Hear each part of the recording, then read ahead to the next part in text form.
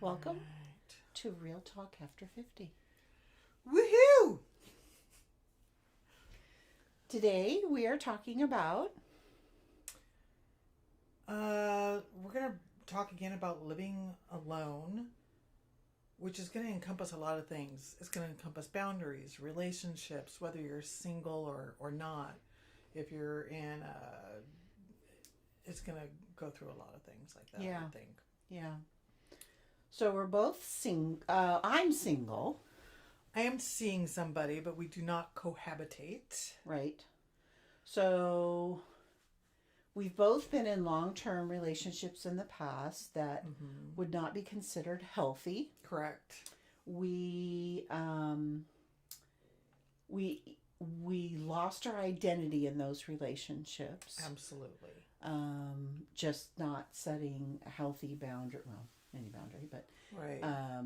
in regards to keeping our own identity, doing things that we wanted to do, kind of Right. basically being submissive and then Right. being resentful. Right. And part of that has to do, I feel like, our generation, Absolutely. women. Right, because we had specific gender roles. Women were the caretakers, Mm-hmm, and it wasn't just caretakers of the children, it was caretaker of the husband, of the household per se. mm-hmm. Um, Right. So feeling like we were doing everything. So taking care of the children, going to work, coming home, doing the cleaning, doing the cooking. right. So essentially, the husband was essentially an additional dependent. Correct. Because I have two kids, but I used to joke saying I have three kids. It's just that my husband is the oldest. Because I think you might want to cut that part out. not at all. Oh, so my kids are But very well aware of that one. so our choice. So Mm-hmm. we've played victim in the past, but we no longer Absolutely. have that victim mentality because we know that we played a part in that. Absolutely. And if we've set those boundaries sooner, we probably wouldn't be in those relationships. Right. But as many women know, when you've got little kids, Right. you're kind of barreling through. You are. You're white knuckling it sometimes. And sometimes I don't even. There were times where I didn't even realize that I was losing my identity. Oh, no, no, Yeah. you're in the thick of it. Yeah. It's Mm-hmm. just like, okay, my life has changed now. And this is what my new normal is. And then you just make small concessions. Right. Until you no longer you give a little piece of yourself until you're no longer there. Mm-hmm. Um, I felt like I was just a shadow of who I was when I first started the relationship. Mm-hmm. So now, after that, I've now been on my own for 8 years, and in a relationship. But I think what I appreciate most about it is that number one, we're both very independent, and we're not living together. Recently had a vacation where we spent a little over a week together, and that just solidified my decision to continue to live alone. But you had fun. I had a blast, and I Mm-hmm. enjoyed my time with him. I loved being with him for that length of time. Mm-hmm. Mm-hmm. Had opportunities where there were a few things that bothered me, but was like, hey, this really, and was able to set up those boundaries, and we talked about it. And it wasn't a lengthy discussion. It was just like, hey, this really bugged me. And here's why. And he's like, oh, okay, not a problem. Behavior change. Huge change from past relationships. Absolutely. Mm-hmm. But I did entertain the idea of, well, maybe, before this vacation, it was maybe we can live together because it's a fluid decision. And afterwards, I was just like, no, I'm really happy. You have a good balance. Yeah.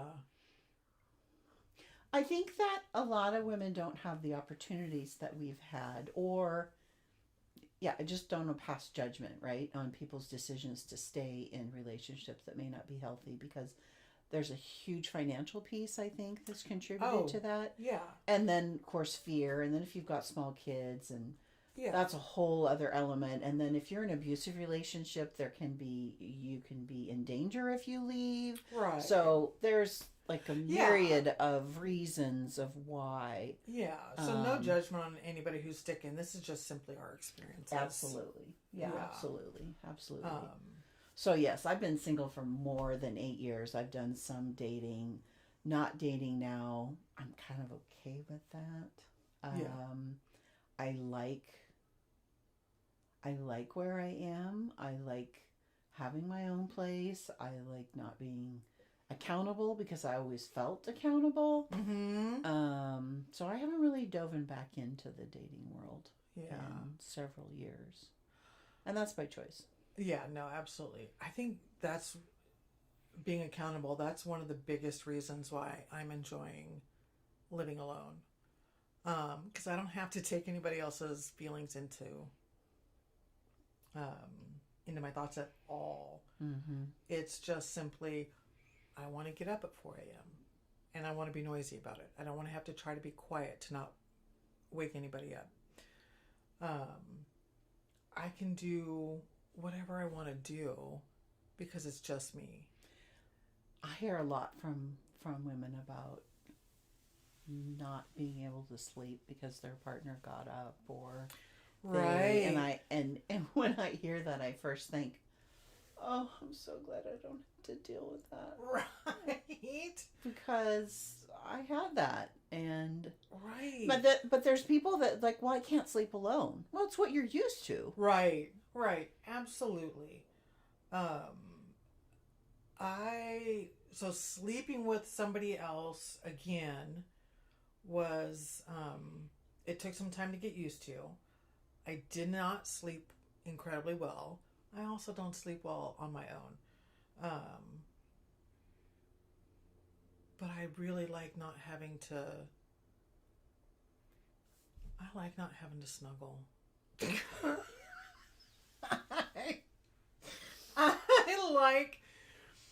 I like my cuddle time and then just roll over, leave me the frig alone. I'm sleeping here. Yeah, I think we need to bring back the 50s where on TV they had the same Separate- bedroom but separate beds. Yes. I think there is a lot of, I know people that do that, and they talk about how great it really is and how it's Yes. helped their relationship. Yes. I think it needs to be normalized because it's Totally not, agree. no, it's like, oh no, what do you mean? That means you have a bad relationship. No. You have your own space to sleep. I know this young lady, and she's 30 maybe. She and her boyfriend have separate rooms, and she goes, I know that's odd, and I go, girl, that is the best thing and probably the best way to keep a relationship is to have your separate space. After you get past those first 2 years of really liking that individual, Right. I think that having that space is very healthy. Absolutely, because so that was one boundary that I did not set. I never had alone time. And if I said, okay, I just need to be by myself for an hour, just give me an hour, I would either feel guilty or I would hear the kids in the background crying about something, and it would just be easier to just go take care of whatever. But man, so important to have that alone time. I'm never giving that up now. I know. Once you have it, I treasure it. Oh, I truly my treasure Lord. it. I think that's something that we talked about before. It's like if you are in a relationship, healthy or not, doesn't matter. But if you're in a relationship and you have an opportunity to take a vacation just yourself and go to a motel for a night, just have some alone time. If you can't do an overnight, try to do an hour even. Yeah. I mean, there's definite things we could have done differently. Yeah. And we have wisdom from choices that we've made in the Right. past. Yeah. I would, if I were to say, okay, I'm going to be in this super long-term relationship where you would think a traditional relationship where you're living together, no. We'll get a duplex. Not the whole separate bedroom thing. Nope. I want separate living space. I want a separate house. I think we'd love to hear from you, but I think a lot of people, a lot of women would, and maybe men too, Right. would agree with that. It's just not normalized. Right. Yeah. Let's normalize the second household. Number one, let's make it affordable. Separate beds is a great place to start. And you know what?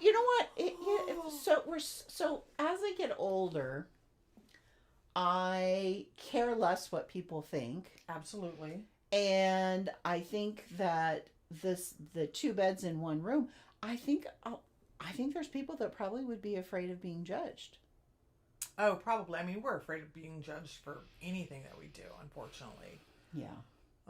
Yeah, but it's your relationship. Right? And who cares what somebody else we thinks? could say that now. We couldn't say that 20 years ago. Right. Yeah. That's the thing. Absolutely. It's the wisdom. If people could gain that wisdom earlier, which truthfully, I'm wondering, is this upcoming generation more advanced in us in that respect?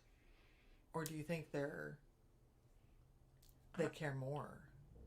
I don't know. That's a good question because we didn't grow up with social media. Yeah. And I think social media just skews reality and it can be 100%. so harmful. So I don't know 100%. The answer to that. Yeah, that would be interesting. I'm going to have to ask my kiddos. Do you think that you care more now? Because I know what your kiddos would say. Well, my son could give a rat's ass. That's what came to mind. Yeah, my boy, my God, I wish I had his awesome. Attitude. Yeah. Now, sometimes though, his I don't give a fuck is just more about it's just not important to me. Fine, if this is what you want to do, fine. I'm just going to go along with it. So sometimes it's just not setting a boundary. Well, maybe it's just not worth the battle for him. Exactly. And I think that's okay. I think so too. As long as it's, again, you're not giving up yourself. Well, are you resentful about it later? Right. Because if you're going to be resentful, don't be a dick. Mm-hmm. Then set the boundary. Because that's what I didn't do. Is I didn't set the boundary and then I was resentful. Well, how's he going to know? Exactly. It's like we set up our past relationships to fail. Right. Because we didn't it was like we kept everything right. secret. And I've known situations where they're getting to that divorce part or trouble and the partner brings up things the other partner had no clue about. Right. And that probably would be the case with some of my past relationships too, where they'd be like, what? Right. I didn't know she felt that way. Well, because I was being quiet and resentful. Right. And that's not fair. No, absolutely. Now, some of the relationships I was in, I would have just shared and then it just would have been done sooner. Right. Right. Because I knew they wouldn't have dealt well with that and they just naturally ended. Right. I will say this vacation was really interesting. So one of the discussions that we had just last night was, what did you learn about me that you didn't know previously? And he goes, I learned that when you're sleeping, wandering hands are not appropriate or appreciated. Good. Yes. Because I was just like, hands to yourself, buddy. If I am sleeping, number one, I'm not a good sleeper anyway. So if I'm sleeping and if you wake me up because you're feeling a little randy, nothing's happening other than you're facing my irritation. So he learned that one really quickly and we had a discussion. And then he goes, I also learned that you prefer to drive. You don't like being the passenger. Because I drove the entire way back. So it was like a 5-hour drive. And it's just like, I am a point A to point B. I don't want to have to stop. If it's a 6-hour drive, it's a 6-hour drive. Yeah, I don't. Which is why we do not do that together. If you're a dude and you got to go to the bathroom, that's why I got a jug. Pee in the seat, buddy. We got places to go. Okay, you're bringing up trauma from my childhood right now. Well, because that's how I was brought up. My dad was a long haul driver, and so it was a point A to point B, and then I try to make myself stop, and be okay with it. but I'm very well aware of how long that stop took. Mm. I don't like that about myself, but there it is. And I tried to tell him, I was like, I don't mind being the passenger. And he goes, let's be honest. And I said, okay, you're right. I prefer to be the driver, but I can be a passenger. But yes, I do prefer to be the driver. You can be a passenger because you're a passenger with me. But it is point A to point B. Thankfully, it's a short trip. Right. Right. Because if it were a, hey, do you want to stop at what? Wow. Well, No. if it's an outdoor market, you don't care. You would actually stop. I would. It would be like, I'll be back in like an hour. Mm-hmm. Mm-hmm. Yeah. No. So it was interesting. It was an interesting discussion to have. Because like, yep, though 100% true. Well, and how great to have that discussion. Right? Here are things that I didn't know about you, that I learned about you, and I'm okay with it. And truthfully, it wasn't even an I'm okay with it. It was just, this is what I learned about you. Mm-hmm. Mm-hmm. Yeah, no, you weren't asking for his opinion. Right, yeah.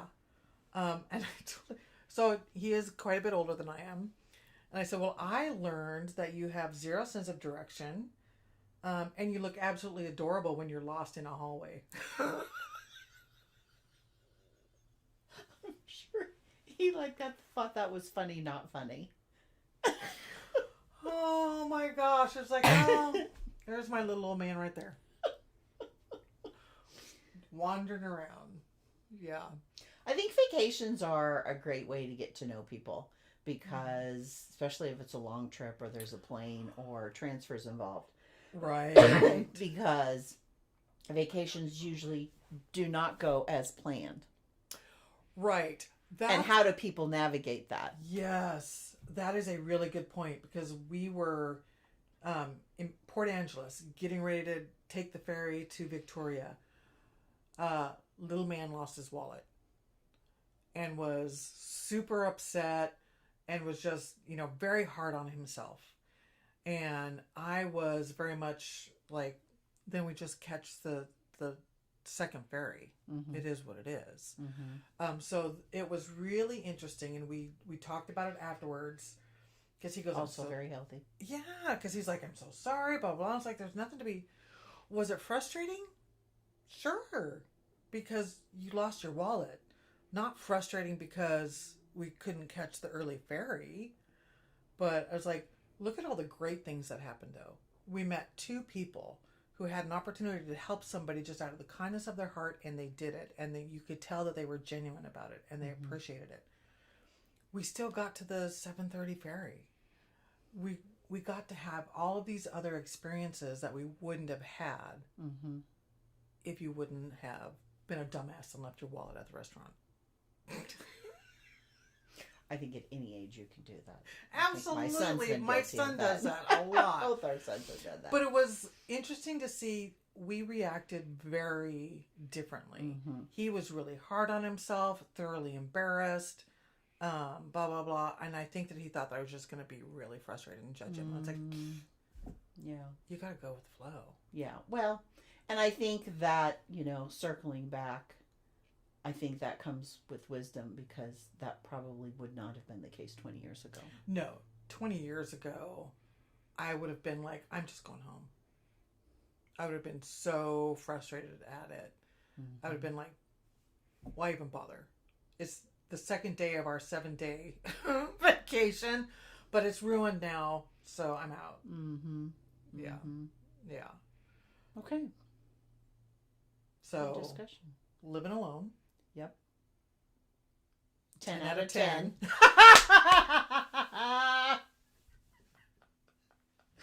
I think we definitely feel the same way. Oh my gosh.